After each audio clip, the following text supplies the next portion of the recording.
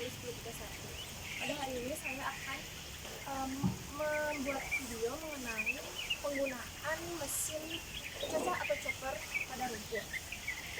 Dalam mesin chopper ini terdapat beberapa komponen, yaitu inlet sebagai pemasukan untuk hijauannya, kemudian outlet, kemudian juga kita buka di dalamnya terdapat pisau pencacah untuk hijauan. Kemudian di sebelah kiri saya ada dinamo motor, dan satu lagi yang terakhir adalah kabel penyambung dari mesin chopper ini.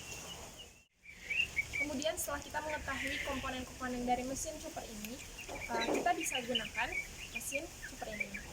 Cara penggunaannya yaitu kita masukkan hijauan ke dalam inlet, kemudian hijauan akan tercacah di dalam sini melewati pisau pencacah, kemudian hijauan akan keluar dari outlet.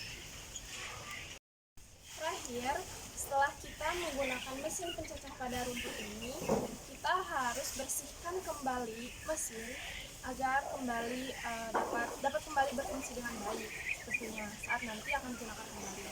Kemudian setelah dibersihkan, kita simpan di tempat yang aman.